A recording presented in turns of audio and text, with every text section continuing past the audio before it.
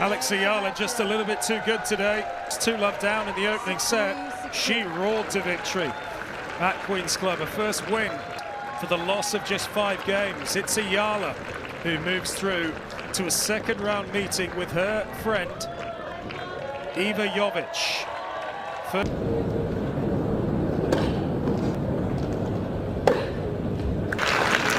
Ayala Tomljanovic. How about that for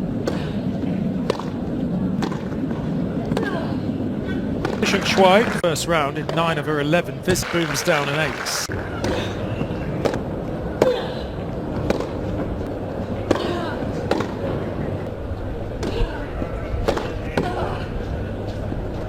On the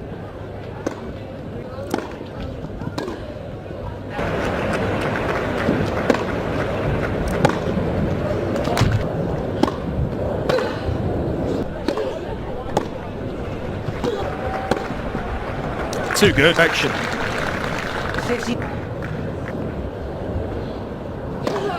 He does possess his great mentality.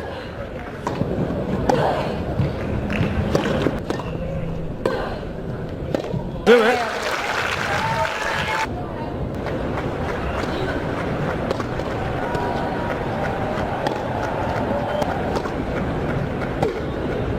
Forehands from Alex Ayala.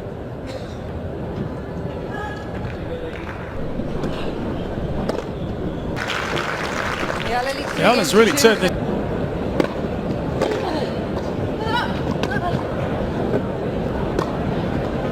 That's very. Iva Jovic. Rusic.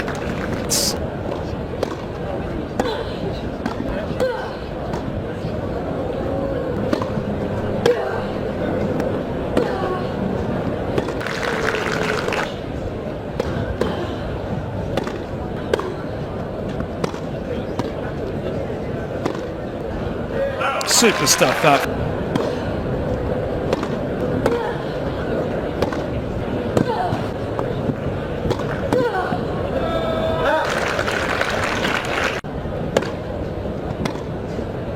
Kagulat World. Alam nyo ba kung gaano kabilis magbago ang mundo ng tennis? Ilang buwan lang ang nakalipas, marami pa rin ang nagtatanong kung kaya bang makipagsabayan ni Alex sa mga veterano ng WTA Tour. Marami ang humahanga, pero marami rin ang nagdududa. Bata pa raw. Kailangan pa raw ng mas maraming karanasan. Kailangan pa raw patunayan ang sarili laban sa mga world-class na kalaban. Pero ngayong linggo, parang isa-isa nang binubura ni Alex ang lahat ng pagdududang iyon. Fresh mula sa kanyang Birmingham Open Championship na nag-angat sa kanya sa world number 33 ranking, dumiretso si Alex sa prestihiyosong HSBC Championship sa Queen's Club sa London para harapin ang Chinese veteran na si Shuai Zhang, dating world number 22 at isa sa pinakakilalang pangalan sa Asian tennis. At ang nangyari, hindi simpleng panalo. Isa na naman itong mensahe sa buong tennis world. Isang mensahe na nagsasabing hindi na future star si Alex. Isa na siyang present-day threat. Sa social media, agad nag-trending ang pangalan ni Alex habang dumarami ang mga international fans na pumupuri sa kanyang consistency, composure, at walang takot na approach sa malalaking laban.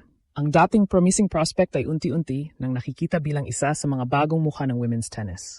Ang momentum mula Birmingham ay hindi naiwan sa nakaraang torneo. Dala niya ito hanggang London.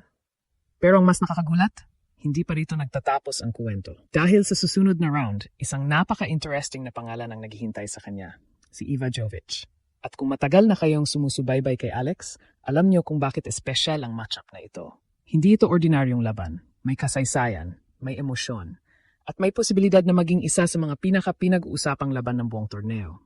Kaya ang tanong ngayon ng buong mundo, handa na ba si Alex para sa isa na namang malaking pagsubok? O may mas malaki pa siyang sorpresa para sa lahat? Habang abala ang tennis world sa mga malalaking pangalan tulad nina Elena Rybakina, Amanda Anisimova at iba pang top seeds sa Queen's Club, tahimik namang ginagawa ni Alex ang isang bagay na napakahirap gawin sa professional tennis. Ang manalo ng tuloy-tuloy. At lalo itong kahanga-hanga dahil nangyayari ito sa grass court. Matagal nang itinuturing na isa sa pinakamahirap na surface ang damuhan. Mas mabilis ang bola, mas maiksi ang reaction time. At kadalasang paborito sa mga veteranong manlalaro na sanay sa espesyal na galaw at teaming na kailangan sa ganitong kondisyon. Pero ibang klase ang confidence ni Alex ngayong season. Bago pa man dumating sa London, nanggaling siya sa Birmingham, kung saan nagwagi siya ng WTA 125 title matapos ang 5 sunod-sunod na panalo. Ito ang isa sa pinakamalaking titulo ng kanyang professional career at patunay na hindi aksidente ang kanyang pagangat sa rankings. Kaya nang ipares siya kay Shuai Zhang sa opening round, marami ang nagsabing ito ang unang tunay na test. Hindi basta-basta si Zhang. 37 taong gulang man siya, dala niya ang napakalawak na karanasan sa WTA Tour. Dating world number 22. Maraming malalaking panalo.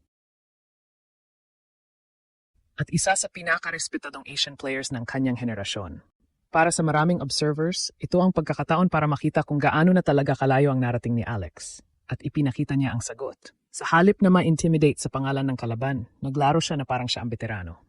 Kontrolado, kalma, komportable, at higit sa lahat, kumpiyansa. Ito ang malaking pagbabago sa laro ni Alex nitong 2026. Dati, ang usapan ay potensyal. Ngayon, ang usapan ay resulta. At habang dumarami ang kanyang panalo laban sa mga world-class opponents, mas lalo ring lumalakas ang paniniwala ng international tennis community na kaya niya makapasok sa elite level ng women's tennis. Hindi na ito simpleng pangarap ng Pilipinas. Unti-unti itong nagiging realidad. At ang mas nakakatakot para sa kanyang mga kalaban, hindi pa siya tapos umangat.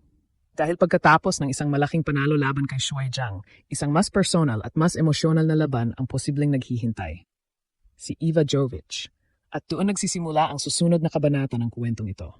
Ngayon, matapos ang isa na namang malaking panalo sa London, isang bagong hamon ang naghihintay kay Alex. At para sa maraming tennis fans, ito ang matchup na mas nakakapukaw ng interes kaysa sa inaasahan ng marami. Hindi dahil mas mataas ang ranking, hindi dahil mas sikat ang pangalan, kundi dahil sa kwento sa likod nito. Sa kabilang bahagi ng draw ay naroon si Eva Jovic, isa sa mga pinaka-promising young stars ng Amerika. Tulad ni Alex, kabilang siya sa bagong henerasyon ng tennis talents na inaasahang magiging mukha ng sport sa mga susunod na taon. Sa madaling salita, hindi lang ito laban ng dalawang players. Parang preview ito ng future women's tennis. Dalawang teenagers, dalawang rising stars, dalawang atleta na parehong gustong patunayan na handa na silang makipagsabayan sa pinakamalalaking pangalan sa mundo. At habang lumalapit ang laban, lalong tumitindi ang excitement sa social media. Maraming international tennis fans ang nagsisimulang pag-usapan kung sino sa dalawa ang may mas mataas na ceiling. May mga naniniwalang mas explosive ang laro ni Jovic. May iba naman nagsasabing mas kumpleto at mas mature ang decision-making ni Alex. Pero kung may isang bagay na malinaw, ito ay ang katotohanang hindi na outsider si Alex sa ganitong mga diskusyon. Ilang taon ang nakalipas, bihira mong marinig ang pangalan ng isang Filipina player sa mga global tennis conversations. Ngayon, kasama na siya sa usapan, at hindi dahil sa nationality niya, kundi dahil sa kalidad ng kanyang tennis. Yan ang pinakamalaking tagumpay na naabot niya sa ngayon. Hindi na siya tinitingnan bilang magandang kuwento lamang mula sa Southeast Asia. Hindi na siya tinitingnan bilang junior champion na sinusubukang mag-transition sa pros. Tinitingnan na siya bilang isang tunay na contender. At habang tumatagal ang season, mas nagiging malinaw kung bakit. Tingnan natin ang kanyang development. Ang dating pinaka-pinupuri kay Alex ay ang kanyang baseline game at court intelligence. Pero ngayong 2026, may mga bagong armas na siyang ipinapakita. Mas agresibo ang kanyang serve. Mas mabilis ang kanyang transition game.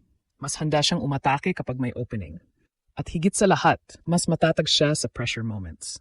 Ito ang madalas na pinagkaiba ng magagaling na player at ng mga future champions. Kapag dikita na ang laban, sino ang mananatiling kalmado? Sa mga nakaraang buwan, paulit-ulit na ipinakita ni Alex na kaya niyang maglaro sa ilalim ng matinding pressure. At yon ang dahilan kung bakit lalong dumadami ang naniniwala ng kanyang ranking ay hindi aksidente. Pinaghirapan ito, pinatunayan ito, at patuloy niyang pinapatunayan sa bawat torneo. Pero may isa pang dahilan kung bakit napakahalaga ng susunod na laban. Kapag nalampasan niya si Jovic, mas lalo niyang mapapatibay ang kanyang posisyon bilang isa sa pinakamainit na young players sa buong tour. Hindi na ito simpleng usapin ng isang panalo. Ito ay usapin ng momentum. Sa professional tennis, napakahalaga ng momentum. Kapag mainit ang laro mo, tumataas ang kumpiyansa. Kapag tumataas ang kumpiyansa, mas lumalakas ang paniniwala. At kapag lumalakas ang paniniwala, nagsisimulang mangyari ang mga bagay na dating parang imposible lamang. Yan mismo ang nararamdaman ngayon ng maraming Pilipino. Dahil sa bawat panalo ni Alexa, parang mas lumalapit ang isang pangarap na dati ay halos hindi maisip. Ang magkaroon ng Pilipinong tunay na makikipaglaban para sa pinakamalaking titulo sa tennis.